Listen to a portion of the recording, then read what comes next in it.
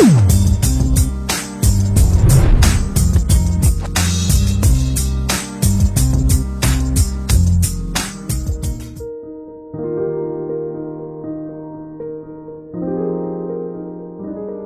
kami surga, terima kasih Tuhan untuk kesempatan pada pagi hari ini, di mana kami dapat kembali datang menghadap Tuhan dalam ibadah Tuhan yang suci, kudus, dan mulia ini. Terlebih saat ini kembali kami juga datang ke hadirat Tuhan dengan hati dan pikiran yang menyembah Tuhan, serta hati dan pikiran yang siap untuk dibentuk kembali oleh Tuhan, khususnya melalui kebenaran firman Tuhan. Berbicaralah Tuhan kepada kami, karena kami pun siap untuk mendengarkan dan melakukan apa yang Tuhan kehendaki. Sertai, berkati waktu kami selama beberapa menit ke depan, untuk kami dapat fokus belajar kebenaran firman Tuhan, sehingga tidak ada satupun berkat Tuhan yang terlewatkan untuk kami dapatkan dan kami kerjakan di dalam kehidupan kami ini. Hamba-Mu yang jauh dari sempurna ini memohon kepada Tuhan supaya Engkau yang memimpin, Engkau yang menuntun, Engkau yang memampukan hamba-Mu, sehingga setiap perkataan, setiap kebenaran firman Tuhan yang tersampaikan sungguh-sungguh berasal dari Tuhan dan hanya menjadi kemuliaan nama Tuhan Yesus Kristus saja. Terima kasih Tuhan, dalam nama-Mu Tuhan kami Yesus Kristus, Tuhan dan Juru Selamat kami yang hidup, kami berdoa dan mengucap syukur. Amin. Shalom. Selamat pagi. Sehat. Puji Tuhan. Matuk pilat. Langsung sentrum. Baik Bapak Ibu Saudara, memasuki minggu pertama bulan November. Selain itu artinya semakin mendekati dengan Natal, artinya segala persiapan dan juga upaya kita untuk dapat merayakan bersama-sama Natal ini yang harusnya juga makin kencang, makin keras. Tetapi di sisi lain juga awal bulan November ini tentunya memunculkan tema baru untuk mendukung tema kita tahun ini, yaitu bertumbuh dan menjadi dewasa, menjadi gereja yang bertumbuh dan dewasa. Nah, di mana salah satu elemen di dalam kedewasaan itu adalah bagaimana setiap orang yang sudah dewasa seharusnya memiliki hidup yang bijaksana, menjadi pribadi yang bijaksana. Seperti yang Paulus nasihatkan kepada jemaat di Roma dalam kitab Roma pasal yang ke-16 ayat 19 khususnya yang B.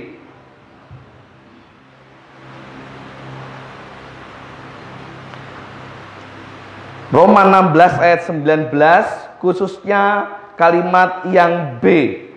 Di sana Paulus mengatakan kepada jemaat di Roma, tetapi aku ingin supaya kamu bijaksana terhadap apa yang baik dan bersih terhadap apa yang jahat. Paulus menghendaki menasihatkan kepada jemaat di Roma yang kala itu sedang menghadapi tantangan, ya seperti yang saya sampaikan beberapa waktu lalu. Pada umumnya tantangan pada waktu itu adalah pengajaran-pengajaran sesat. Selain daripada tekanan dari pemerintahan, selain tekanan dari kepercayaan-kepercayaan lama yang tidak mau kepercayaan diganggu gugat, diusik, tetapi juga dari golongan mereka sendiri, golongan yang katanya menyatakan dirinya sebagai orang yang percaya Yesus Kristus, justru muncul para pengajar-pengajar sesat. Nah, sebab itu untuk memilih dan memilah mana yang orang benar-benar percaya Yesus, Paulus menasehatkan kepada jemaat di Roma supaya setiap mereka memiliki hidup yang bijaksana, yang tahu mana yang baik dan buruk, yang tahu mana yang jahat dan yang tidak jahat, begitu. Nah, itu juga yang perlu kita pelajari pada pagi hari ini, bagaimana hidup kita menjadi bijaksana. Nah, selama sebulan ke depan kita akan banyak belajar tentang hidup yang bijaksana. Saya percaya sesungguhnya Alkitab mengajarkan banyak hal tentang kebijaksanaan. Tetapi mungkin karena keterbatasan waktu selama sebulan ini, saya harus memotong dan meringkas, memadatkan poin-poin itu. Di mana salah satunya yang akan kita pelajari pagi ini. Mari kita terlebih dahulu membuka dalam kitab Matius pasal yang ke-25. Matius pasal yang ke-25. Ayatnya yang pertama.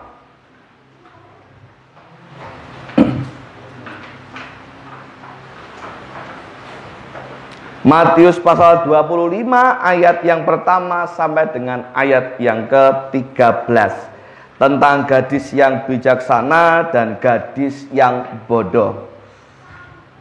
Kita akan baca silih berganti. Saya akan membaca judul perikopnya sekali lagi, kemudian memulai dari ayat yang pertama, dan panjenengan jemaat semua melanjutkan ayat berikutnya dan silih berganti satu ayat. Ampun? Nah, kalau belum ketemu, bisa menyimak di layar LCD. Matius pasal 25 ayat 1 sampai dengan 13. Gadis yang bijaksana dan gadis-gadis yang bodoh. Pada waktu itu hal kerajaan surga seumpama 10 gadis yang mengambil pelitanya dan pergi menyongsong mempelai laki-laki.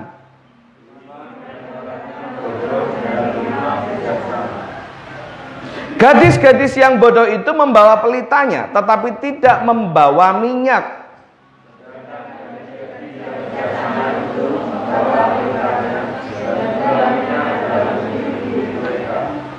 Tetapi karena mempelai itu lama tidak datang-datang juga, mengantuklah mereka semua lalu tidur.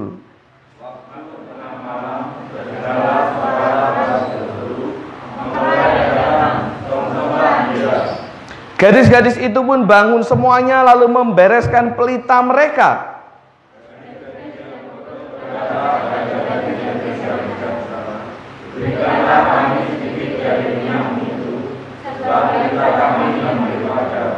Tetapi jawab gadis-gadis yang bijaksana itu, tidak. Nanti tidak cukup untuk kami dan untuk kamu. Lebih baik kamu pergi kepada penjual minyak dan beli di situ.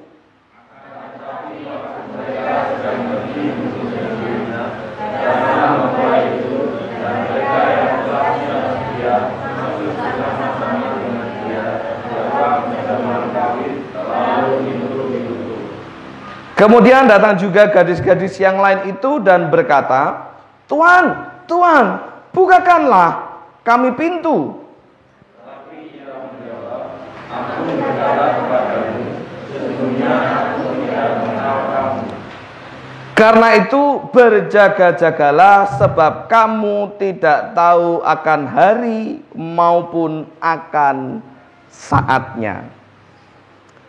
Perumpamaan yang disampaikan oleh Yesus Kristus untuk menggambarkan bagaimana setiap orang nantinya akan menghadapi surga. Bagaimana setiap orang akan datang kepada Tuhan.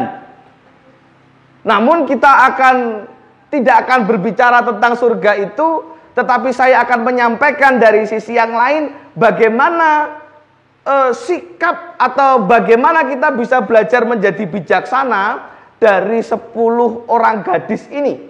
Di mana yang 5 adalah gadis yang bijaksana dan 5 diantaranya adalah gadis yang bodoh. Dari situ kita akan belajar tentang sesungguhnya bijaksana itu apa sih? Sehingga bisa dikelompokkan menjadi 2 bagian, ada gadis-gadis yang bijaksana dan gadis yang bodoh. Dan di situ nanti kita akan mendapatkan perbedaannya, orang yang bijaksana, orang yang bodoh dari ayat ini. Apa itu bijaksana menurut perumpamaan ini? Yang pertama yang saya catatkan di sini dalam catatan khotbah saya. Yang pertama, bijaksana itu berarti berpikir dengan tepat.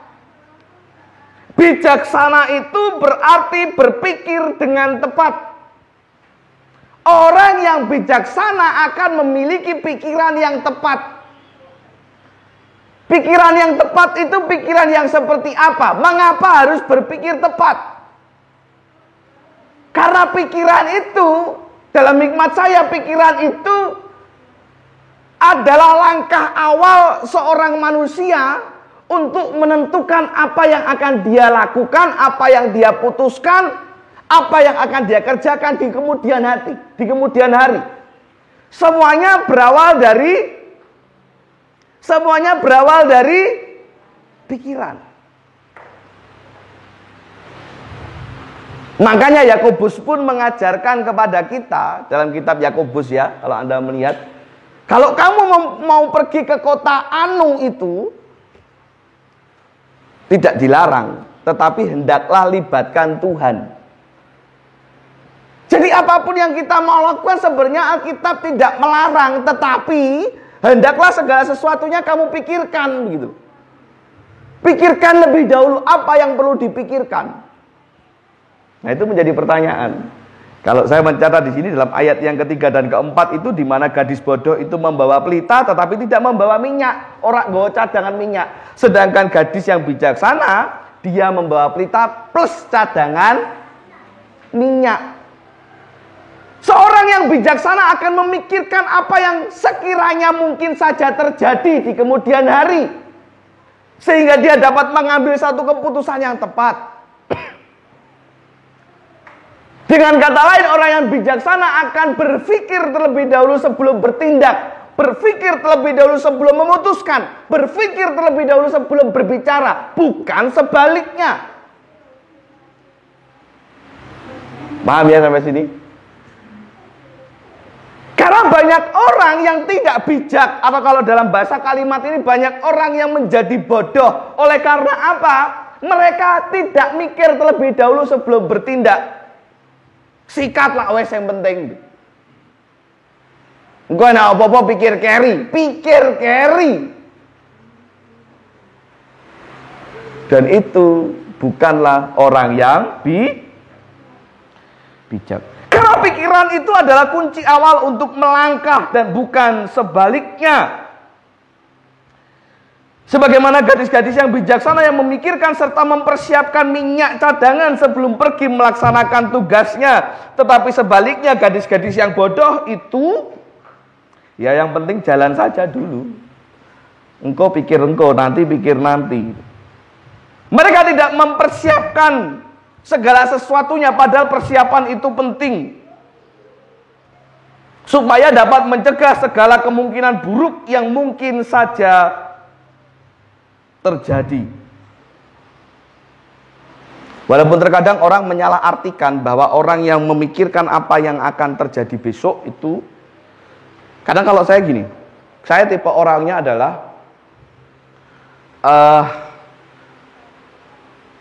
saya tidak pernah memikirkan, atau bukan tidak pernah, tetapi lebih mengutamakan seandai kata terjadi sesuatu yang jelek. Tetapi beberapa orang, termasuk kadang istri saya bilang, "Papa ini negatif thinking." Saya tidak negatif thinking, karena bagi saya begini. Kalau kemungkinan yang terjadi adalah baik, siapa saja akan siap. Ya toh? Betul enggak? Kalau kemungkinan yang terjadi itu adalah baik, sukses, berhasil, orang perlu persiapan, semua orang siap, semua orang senang. Tetapi kalau yang terjadi sebaliknya, nah ini butuh persiapan mental. Sebab itulah itu yang saya pikirkan, walaupun terkesannya ketoknya negatif. Makanya orang bijaksana itu ibarat orang, saya mengibaratkan kepada istri saya waktu itu, yang saya lakukan itu ibarat aku metu numpak motor panas-panas ning aku nek jog sangu mantel. Itu bukan negatif. Bukan berarti seolah-olah saya berpikir wah ketoknya udan iki, wah negatif thinking, padahal panasnya kayak gini kok nganggu. Bukan. Tetapi saya hanya sedang kalau terang semua orang siap. Ya enggak? Semua orang siap dengan keadaan terang. Tapi tidak semua orang siap ketika dia hujan, kehujanan.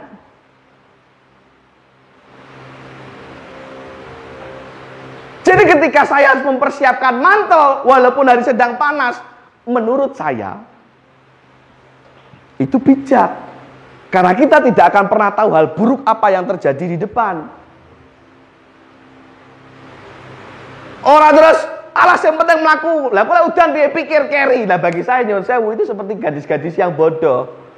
Yang begitu tiba-tiba loh. Sekarang itu hujan itu nggak bisa diprediksi loh. Baik musim ataupun iklimnya.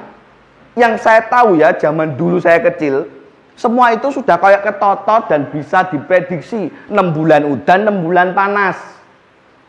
Makanya petani waktu itu bisa memperkirakan kapan harus menanam tanaman musim hujan, kapan harus menanam tanaman musim panas.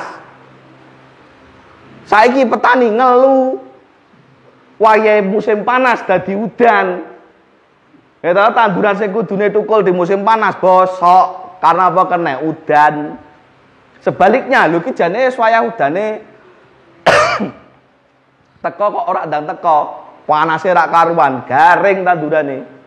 Nggak bisa diprediksi sekarang itu. Wong panase kayak gini tiba-tiba nanti jam 1 prepet mendung terus udan deres kok. Maka orang bijak tidak hanya melihat apa yang ada di depan mata tapi memikirkan sekiranya apa hal yang akan terjadi di kemudian hari. Lek sing apik kabeh wong bakal siap gitu. Tetapi yang buruk belum tentu semua orang siap. Dan saya yakin gak akan ada orang yang siap dengan sesuatu yang buruk. Karena pengennya pasti manusia pengennya yang apik. Sebab itu pikirkanlah sekiranya mungkin ada hal buruk terjadi, apa yang perlu kita persiapkan. Gitu loh. Seperti tim pansus pun juga sudah menyiapkan rencana cadangan sesungguhnya. Seandai kata target tabungan itu tidak tercapai, apa yang harus kita kerjakan, apa yang harus kita putuskan, pansus sudah menyiapkan. Oh berarti negatif thinking, berarti nggak punya iman, nggak berharap loh. Kalau bagi saya justru itu bijak, supaya ketika yang terjadi adalah sebaliknya dari apa yang kita inginkan, siap memutar haluan, memutar strategi. Gitu loh. Jadi orang kaget ya, kalaupun kaget orang gelo banget tetap bisa berjalan dengan cara yang lain. Nah begitu. Tetapi tidak pernah di sana dibicarakan lah kalau seandainya kata nanti duitnya turah-turah piye, tidak perlu dibicarakan karena apa? Lek duit turah akeh kuwi gampang. Kabeh wong siap, kabeh wong seneng. Pak, gimana kalau seandainya di sana nanti acaranya semua sukses? Gak dibicarakan itu. Karena kalau semua sukses, kabeh jemaat ikut, kabeh siap, kabeh seneng. Maka gak ada sesuatu yang perlu dipersiapkan lebih untuk sesuatu yang baik itu. Gitu loh. Tetapi yang dibicarakan adalah strategi bagaimana seandainya kata yang datang sekian. Bagaimana seandainya kata yang datang sedikit. Bagaimana seandainya kata yang datang banyak sekalipun. Kita untuk menutup kekurangannya dengan cara apa itu dibicarakan. Itu namanya bijak sana. Berpikir, mempersiapkan kemungkinan apa yang akan terjadi. Itu orang bijak. Yang kedua, dalam catatan saya menuliskan orang yang bijaksana berarti mengambil keputusan dengan tepat. Orang yang bijaksana berarti adalah orang yang mengambil keputusan dengan tepat. Selain berpikir dengan tepat, dia juga tepat di dalam mengambil keputusan.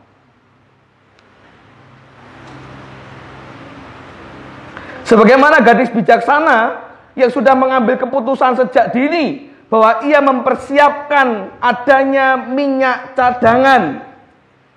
Seandai kata minyaknya nanti habis sebelum mempelai laki-laki itu datang, dia sudah memikirkan dengan sangat-sangat. Dia sudah memutuskan, oke, walaupun ketok mungkin di sawang orang kok kurang gawean dadak nggawa ting crentel. Ting crentel tahu? Pating cemantel malah aduh meneh apa berengkoyot kok ribet men wong kok senengane ngribeti urip dadak nggawa buli-buli dadak nggawa minyak cadangan ngopo budal karek budal. Tetapi ternyata dia mengambil keputusan yang tepat walaupun kesane ting crentel, walaupun kesane ting cemantel, walaupun kesane kok ribet banget, tetapi ternyata keputusan yang dia ambil tepat. Bahkan sampai kepada ayat yang ke-8 dan ke-9 itu, ketika para gadis bodoh itu kehabisan minyak dan minta kepada dia, bagi saya, walaupun terkesan pelit, tetapi keputusan yang diambil oleh gadis bijaksana itu tepat, dengan tidak membagikan minyak yang ada padanya. Karena kalau itu dibagikan, di sana dikatakan, maka ini tidak akan cukup bagiku dan tidak akan cukup bagimu. Bukan persoalan hukuman apa yang akan mereka terima, tetapi bagaimana mempelai laki-laki itu dan keluarganya pada akhirnya menjadi kecewa karena tidak ada penyambutan.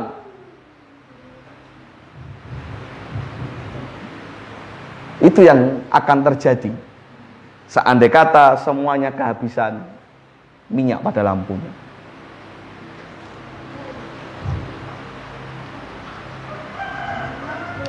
Di dalam menghadapi setiap masalah, kita juga harus bijak. Artinya setiap kita harus mengambil keputusan yang tepat. Artinya keputusan yang tidak merugikan diri sendiri maupun orang lain. Setiap kita memutuskan itu harus mempertimbangkan resikonya. Lagi-lagi kalau saya mempertimbangkan kemungkinan buruk yang akan terjadi. Tetapi kalaupun kita harus diberhadapkan dengan dua pilihan yang sama-sama susah, dua pilihan yang sama-sama mendatangkan konsekuensi buruk, maka saya mau katakan, pilihlah mana yang konsekuensi buruknya, pilihlah mana yang rugine luwe sithik.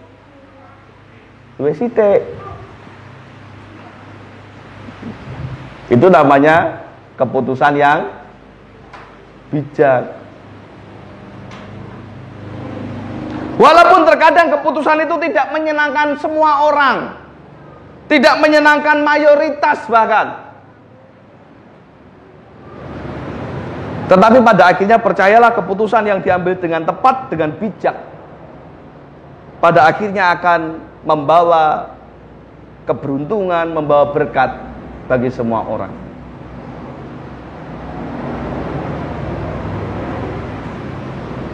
Semisal harus memilih di antara dua pilihan yang sulit, pilihlah dan putuskanlah solusi yang tidak menimbulkan kerugian lebih besar, yang merugikan baik diri sendiri maupun orang lain. Atau dengan kata lain, seperti yang saya sampaikan tadi, pilihlah keputusan dengan resiko paling kecil. Dan perlu diingat, keputusan yang tepat itu tidak harus cepat. Ya, keputusan yang tepat itu tidak harus cepat. Karena yang cepat belum tentu tepat. Diulak-walik, tapi paham enggak? Yang cepat itu belum tentu tepat. Yang tepat tidak harus cepat. Karena ini keputusan yang seringkali berpengaruh untuk bagaimana kita hidup mendatang, baik bagi pribadi maupun orang banyak di sekitar kita. Maka ojo kesusu. Urusan apapun itu, baik pelayanan, baik di keluarga, di pekerjaan, ojo kesusu. Pikirkan dulu dengan bijak, kemudian putuskan dengan tepat.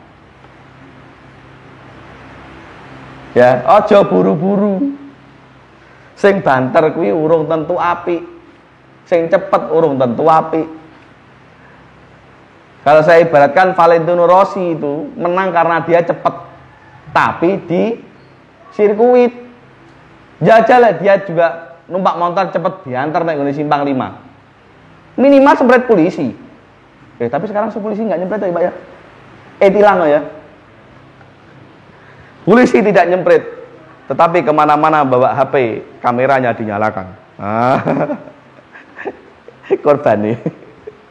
Nek kamu orang nganggo helm dicepret saka mburi ora ngerti.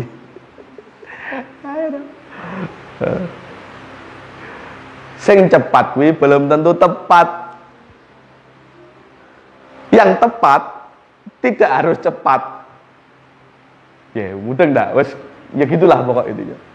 Memutuskan untuk menikah juga sama, ojo kesusu.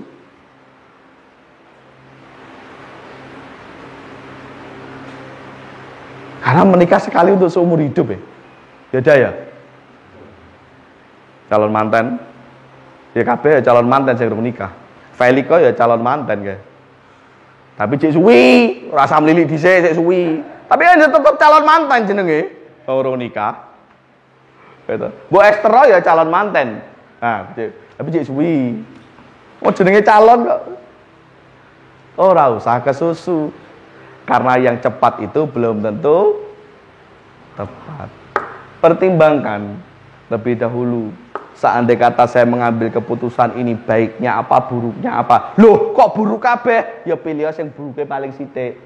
Lek baik kabeh ya wes gitu ya. Seperti saya katakan tadi, kalau yang baik itu kabeh wong siap, kabeh wong seneng, ora perlu dipikir gitu. Tapi lek ternyata buruk kabeh lah piye? Pilihlah yang paling sedikit buruknya. Misalkan Mas Yuda ini disenangi sama cewek 3. Anu ya, apa? Lek cewek itu kembang desa, lek cowok ki apa? Apa? Kembang lambe. Aku rak kembang pasir ya udah. Apa? Lek lanangi apa? Kok ora pernah tumon. Mas Yuda bingung ini memilih yang mana gitu. Rasa kesusu dipilih. Ya jelas yang pertama doakan dulu, kemudian pikirkanlah mana sing apik, mana sing elek. Loh, Pak kok elek kabeh? Ya memang semua orang tidak ada yang sempurna, pasti ada keburukannya. Nah, sebab itu putuskanlah mana yang kira-kira keburukannya lebih sedikit. Nah, kira-kira seperti itu. Keputusan yang bijak itu seperti itu, yang tepat. Kayak kelakuannya elek, ngomong elek tapi ayo Pak, wis bene kayak Pak gitu. Loh, kamu itu nikah sekali untuk seumur hidup, aja mung karena cantik itu iso luntur. Gitu loh. Kulit ini bisa keriput, rambut iso putih, bahkan nyuwun sewu. Kumen basa sing lebih halus apa ya? Rambut iso rontok. Mulai rontok semakin menua. Ya toh? Maka pilihanmu yang diunggulkan adalah cantiknya, gantengnya. Sementara perbuatannya jelek, imannya jelek, omongannya jelek, akeh eleke daripada akeh apike. Ya mending milih sing kelakuannya apik, omongannya apik, imane apik. Elek ra apa-apa, Pak. Ya minimal ora ngisi-ngisi dijak kondangan kan gitu. Ya elek banget ya aja gitu. Ya, tapi kalau itu jodoh ya tidak apa-apa gitu. Nah, karena gini loh, kalau jelek secara fisik ya, jelek secara fisik itu didandani jek ketok ayu, diopeni, dikei perawatan, apalagi perawatannya skincare dan sebagainya belinya di istri saya. Nah, tak promo nih loh ya, aku itu bagian, awas aku itu bagian. Nah, skincare-nya belinya di istri saya. Lah itu luwih apik, luwih cantik meneh. Artinya apa? Iso dipoles. Tapi lek karakter itu, watak itu, lek wong bilang itu watuk iso diobati, watak ki jarene angel. Kalau bisa prosesnya itu lama dan menyakitkan.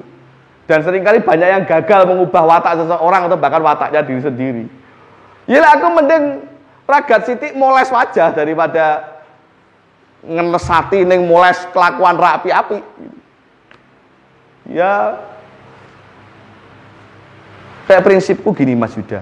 Nah, kenapa Mas Yuda? Karena sing lanang sing siap nikah mau Mas Yuda. Kayak prinsip saya dulu gini Mas Yuda.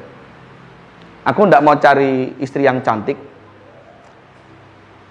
karena istri yang cantik itu nyiksa hati. Tapi lek istri jelek, aku ya ora doyan gitu. Nanti sedeng-sedeng wae gitu. Ora guyon. Saya sih sukanya yang sedang-sedang saja, nggak usah yang terlalu bagaimana. Keputusan yang tepat yaitu memutuskan mana yang terbaik dari yang terburuk sekalipun. Karena yang ketiga kita akan belajar bijaksana berarti dapat memanfaatkan waktu dengan tepat, berpikir tepat, mengambil keputusan tepat, dan memanfaatkan waktu dengan tepat. Sebagaimana gadis-gadis bijaksana yang tidak membuang-buang waktu untuk pergi beli minyak, seperti halnya gadis bodoh karena tidak pandai memanfaatkan waktu.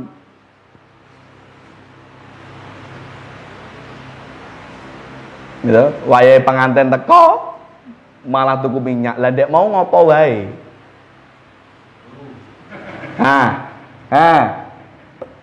Kalau tahu dia ternyata oke lah.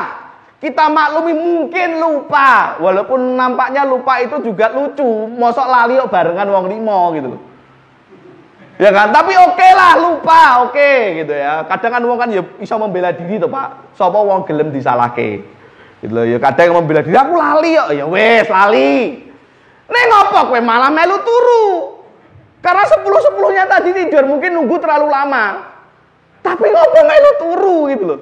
Itu bukti bahwa kamu bodoh karena tidak memanfaatkan waktu. Lek wis ngerti lali, ya mending kowe balik tuku meneh. Kan gitu. Itu namanya tidak memanfaatkan waktu dengan baik, artinya tidak bijak. Sebab itu marilah kita memanfaatkan waktu yang ada dengan sebaik-baiknya. Seperti yang saya katakan tadi, tidak harus buru-buru. Tetapi juga jangan terlalu banyak menunda apa yang bisa kita lakukan sekarang. Ingat, yang cepat belum tentu tepat, tetapi yang lambat juga belum tentu selamat. Yang cepat belum tentu tepat, tetapi sebaliknya yang lambat belum tentu selamat. Wah, hari ini banyak istilah-istilah ya. Mumet-mumet ya. Yang cepat belum tentu tepat, tetapi yang lambat belum tentu selamat. Loh Pak, kata pepatah mengatakan biar lambat asal selamat. Jajal budal nyambut gawe nggih prinsip itu.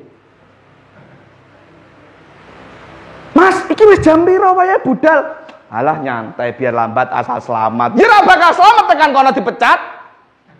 Mergo telat. Iya nek dalan selamat iya gitu. Wis ngerti persiapane telat, bangune lek wong Kediri bidang bangkong. Bangkong tahu bangkong? Kadang beberapa orang Semarang yang tak ajak bangkong ora mudeng. Bangkong ya apa? Tangi krinan kawanen itu bangkong namanya. Kebluk lek orang di apa? Ngerin. Lek wong Kediri ngarani bangkong. Terus tangine bangkong, kawanen, ngerin dan sebagainya, apapun lah itu istilahnya. Mandi yo klular-klulur. Ganti klambi yo klular-klulur.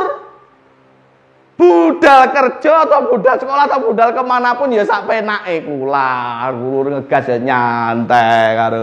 Iya gawe nyantai. Gak apa-apa biar lambat asal selamat, tekan kono telat. Ini sudah yang ketiga kalinya kamu dapat SP, besok nggak usah kembali bekerja. Lah, rak selamat toh. Yang lambat belum tentu selamat. Ya. Maka waktu itu jangan banyak dibuang-buang. Gitu loh. Iya, kalau kembali ke gadis bodoh tadi, yo siapa orang yang tidak butuh tidur, siapa orang yang tidak butuh istirahat. Tetapi kalau kata kesehatan, tidur itu paling baik maksimal berapa?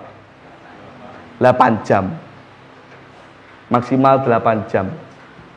Jenengan pernah apa mboten? Karena satu acara atau karena apa kecapean semalaman melek. Kemudian ketika pagi atau rodok siang pulang dari sana langsung tidur. Tidur sampai semalaman sampai besok pagi lagi atau minimal engko tengah wengi lagi tangi. Pernah enggak? Saya dulu pernah ketika zaman sekolah itu pas bar pulang kemah.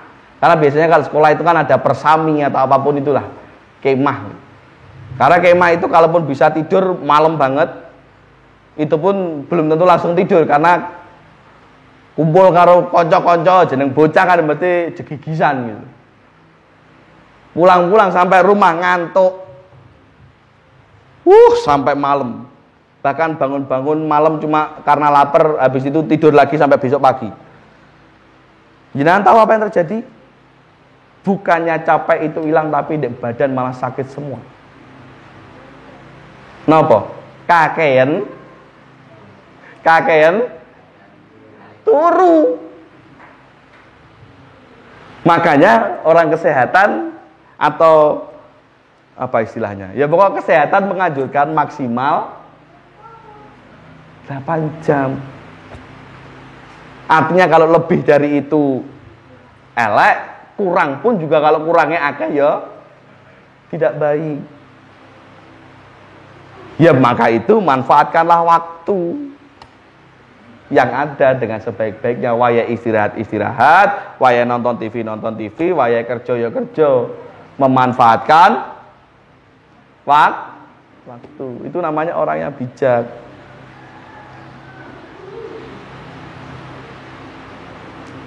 Bijak berpikir, bijak dalam mengambil keputusan, dan bijak di dalam memanfaatkan waktu yang ada. Jangan buang-buang waktu. Apa yang tidak dapat kembali?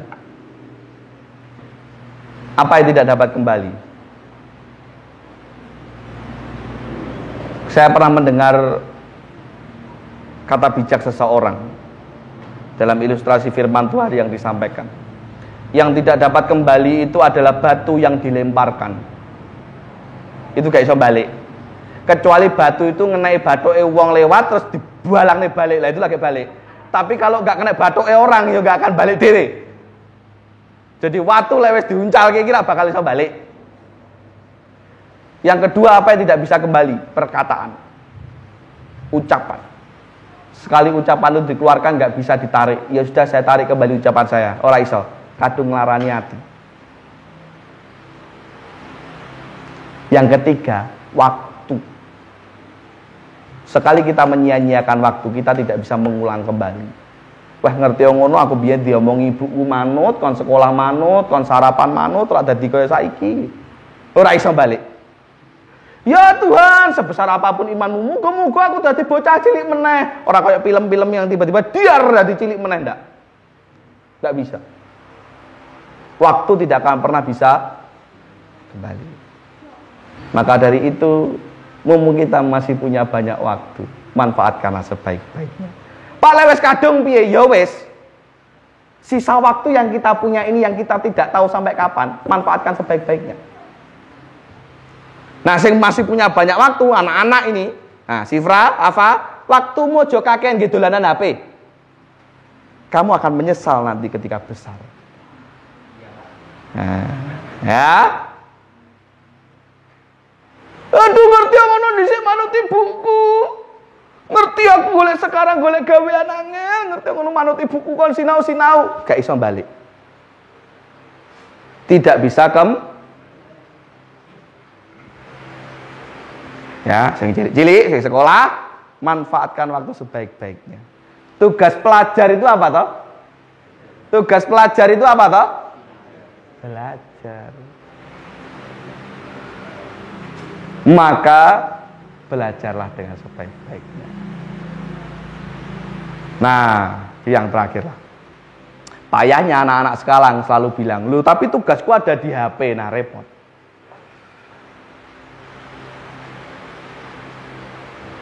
Bisa nyolong-nyolong waktu. Wes rampung garap tugas ning HP-ne terus. Bocah saiki. Ya bagaimana Anda sebagai orang tua juga harus bijak. Ya.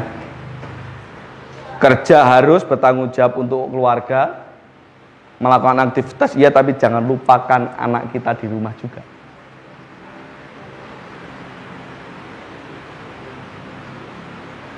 Bijak berpikir, bijak memutuskan. Satunya lagi apa? Bijak